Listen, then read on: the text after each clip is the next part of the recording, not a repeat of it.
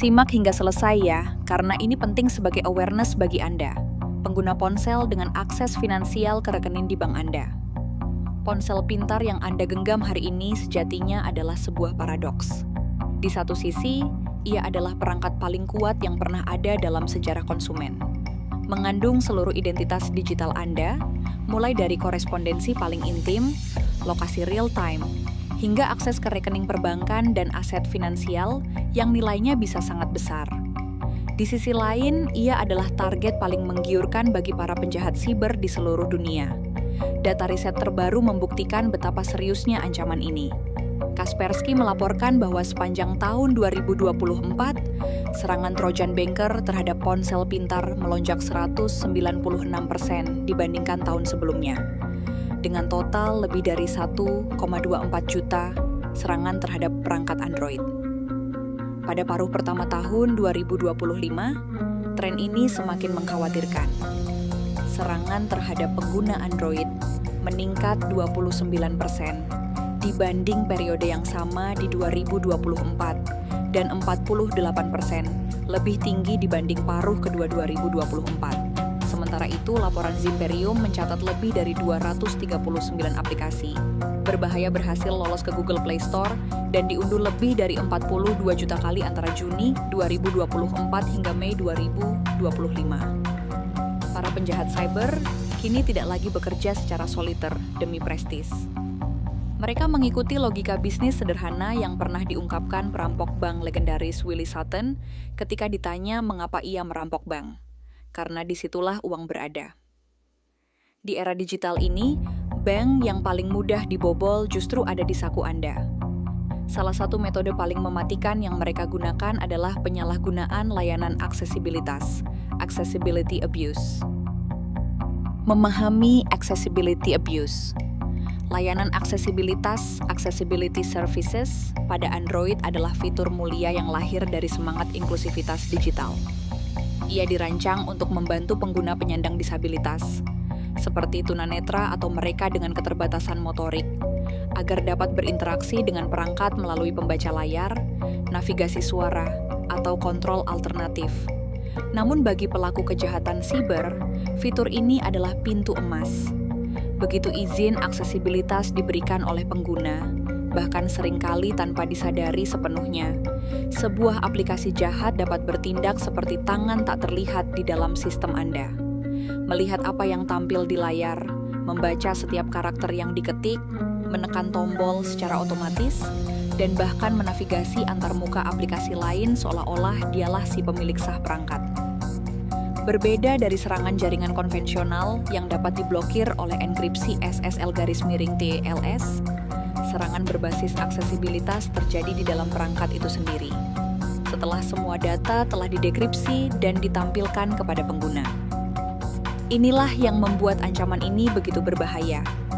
Ia melewati lapisan enkripsi terkuat sekalipun karena ia beroperasi dari dalam. Studi kasus, anatomi malware modern.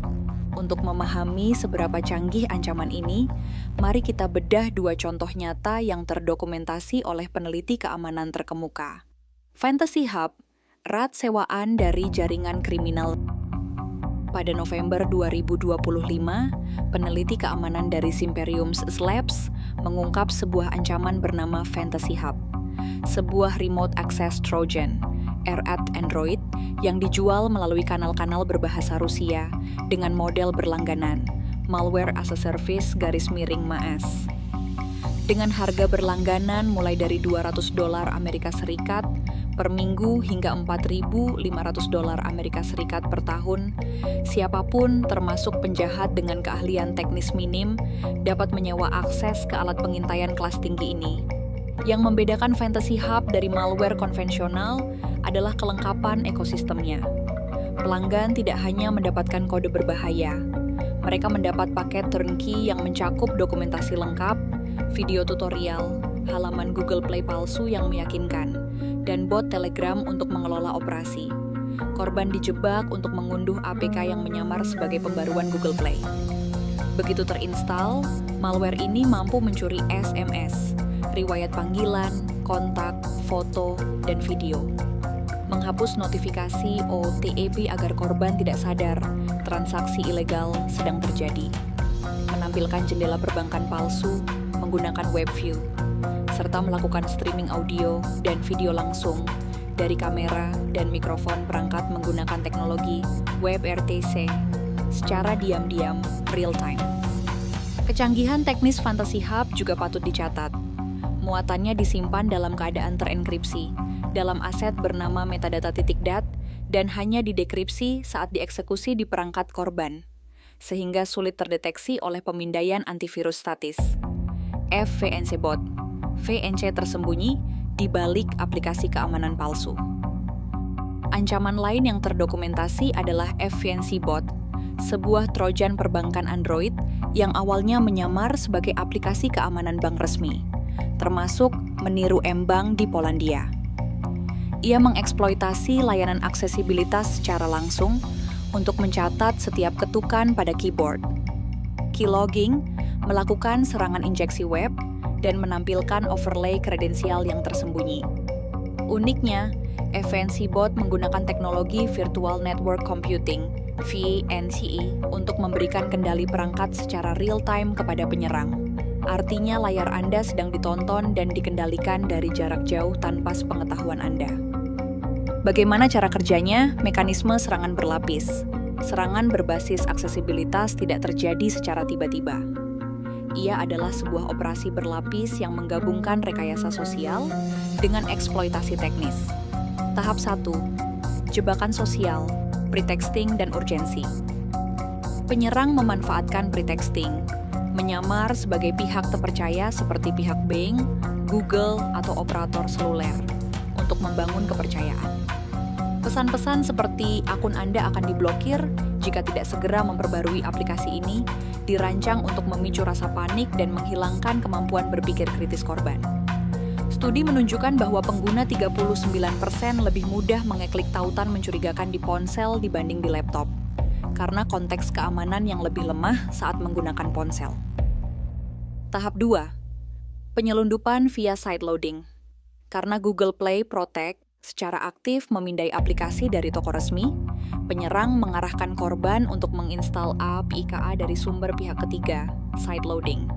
Beberapa malware bahkan memiliki kemampuan dropper, di mana sebuah aplikasi yang tampak sah dimodifikasi untuk menyembunyikan muatan berbahaya di dalamnya. Persis seperti yang ditawarkan oleh Fantasy Hub kepada pelanggannya. Tahap 3. Memperoleh akses aksesibilitas. Ini adalah momen kritis. Aplikasi jahat akan meminta izin untuk mengaktifkan layanan aksesibilitas dengan alasan yang dibuat-buat. Beberapa malware bahkan lebih licik. Mereka menyamar sebagai SMS handler default, yang secara tidak langsung memberikan akses ke kontak, kamera, dan penyimpanan hanya melalui satu langkah otorisasi, tanpa membutuhkan persetujuan izin individual yang terpisah. Ini adalah celah desain yang dieksploitasi secara agresif. Tahap 4. Eksploitasi multidimensi. Dengan izin aksesibilitas di tangan, kemampuan malware menjadi sangat luas. Keylogging dan screen scraping. Merekam setiap karakter yang diketik, termasuk kata sandi perbankan, PIN, dan nomor kartu kredit. Intersepsi OTP. Malware membaca SMS masuk yang berisi kode EMTA N_OTP. Kemudian menghapusnya secara otomatis agar korban tidak pernah menyadari ada transaksi tidak sah yang sedang diproses. Overlay attacks menampilkan antarmuka perbankan palsu yang identik dengan aslinya di atas aplikasi bank. Sungguhan menggunakan komponen WebView untuk menangkap kredensial login ke server penyerang. Black screen masking. Malware dapat menampilkan layar hitam sementara penyerang secara diam-diam mengendalikan perangkat di balik layar, menutup transaksi penipuan agar tidak terlihat oleh korban. Persistensi. Banyak malware terdaftar untuk menerima sinyal BIOS _completed dari sistem, sehingga mereka aktif kembali secara otomatis setiap kali perangkat dinyalakan. Mengapa berbahaya menembus MFA dari dalam? Motivasi utama adalah keuntungan finansial. Namun alasan mengapa ancaman ini sangat berbahaya lebih dari sekadar itu. Inti masalahnya adalah konsep on-device fraud, ODF. Penipuan yang dilakukan langsung di atas perangkat korban, bukan dari perangkat lain.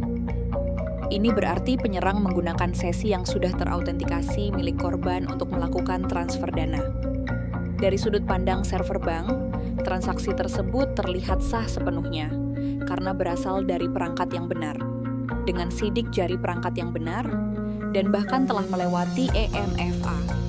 Ini adalah ironi yang tragis. Multi-factor authentication, MFA, yang kita andalkan sebagai lapisan perlindungan terkuat menjadi tak berdaya ketika penyerang mengendalikan perangkat yang sama yang memegang faktor kepemilikan tersebut. Kode OTP yang seharusnya diterima oleh Anda sudah dicegat dan dihapus sebelum Anda sempat melihatnya. Malware ini juga dengan cerdas memilih momen serangan. Ia mendeteksi ketika pengguna membuka aplikasi perbankan dan baru mengaktifkan fungsi pencurian atau overlay pada saat itu. Di luar konteks itu, ia bersembunyi dengan rapi. Masa depan ancaman, ekosistem kejahatan yang terus berevolusi. Lanskap ancaman, seluler tidak bergerak stagnan. Data Kaspersky untuk paruh pertama 2025 menunjukkan jumlah trojan perbankan yang terdeteksi hampir 4 kali lebih banyak dibanding periode yang sama di 2024. Sejumlah tren mengkhawatirkan perlu diwaspadai.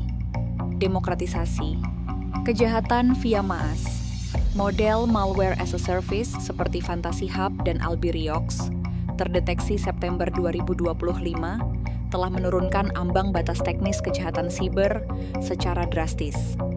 Siapapun kini bisa menjadi pelaku tanpa harus memiliki keahlian pemrograman. Rekayasa sosial berbasis AI. Kecerdasan buatan akan semakin digunakan untuk mengotomatisasi pengumpulan informasi terbuka, OSINT, dari media sosial korban, menghasilkan pesan phishing yang sangat personal dan meyakinkan. Suplai rantai yang terinfeksi. Malware triada yang ditemukan tertanam langsung di firmware ponsel pintar tertentu saat diproduksi menunjukkan bahwa ancaman bisa datang bahkan sebelum perangkat dibuka dari kotaknya. Botnet pembayaran seluler, konvergensi 5G, dan meluasnya pembayaran seluler membuka peluang bagi terbentuknya botnet yang terdiri dari ribuan perangkat terinfeksi untuk melakukan penipuan kartu kredit atau aset kripto secara massal. Sampai di sini, jika Anda merasa klik dengan informasi ini, silahkan subscribe dan bagikan video ini kepada rekan juga kerabat Anda agar mereka mendapatkan level awareness yang sama. Kita lanjutkan ya. Perlindungan diri. Langkah konkret yang harus Anda ambil. Kesadaran adalah lapisan pertahanan yang tidak dapat digantikan oleh teknologi apapun. Berikut adalah panduan praktis yang dapat Anda terapkan mulai hari ini. 1. Jadikan izin aksesibilitas sebagai garis merah. Tinjau aplikasi apa saja yang saat ini memiliki akses ke layanan aksesibilitas di perangkat Anda. Pengaturan aksesibilitas aplikasi terinstall. Jika Anda menemukan aplikasi yang tidak dikenal atau tidak membutuhkan izin tersebut, seperti aplikasi wallpaper, center, atau game, cabut izin tersebut segera. 2. Tidak pernah sideloading. Jangan pernah menginstal APK dari luar Google Play Store. Tidak peduli seberapa meyakinkan tampilan halamannya. Pastikan opsi pasang dari sumber tak dikenal selalu dalam kondisi dinonaktifkan. 3. Aktifkan dan percayai Google Play Protect. Pastikan Google Play Protect aktif dan jalankan pemindaian rutin. Fitur ini adalah lini pertahanan pertama yang memindai jutaan aplikasi setiap harinya. 4. Perbarui sistem secara konsisten. Pembaruan sistem operasi dan aplikasi bukan sekadar fitur baru.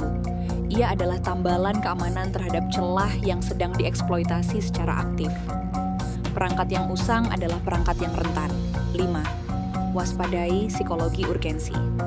Jika Anda menerima pesan melalui SMS, WhatsApp, email, atau telepon yang mendesak Anda mengambil tindakan segera terkait keamanan akun, berhentilah.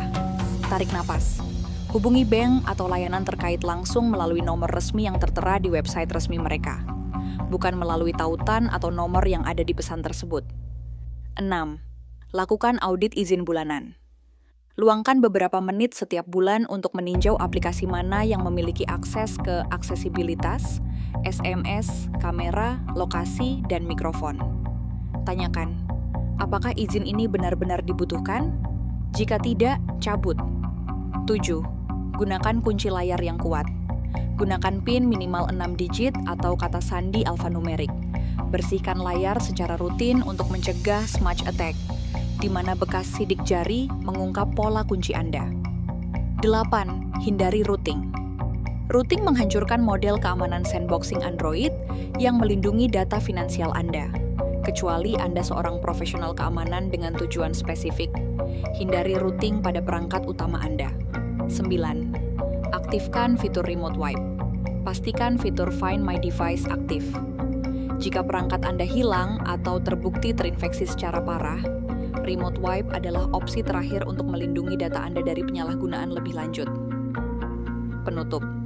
Kesadaran adalah senjata terkuat Anda. Data tidak berbohong. Serangan terhadap ponsel pintar tumbuh hampir 50% dalam setengah tahun pertama 2025 saja.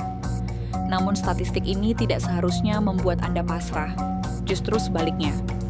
Ponsel Anda adalah dompet, identitas, dan portal kehidupan digital Anda.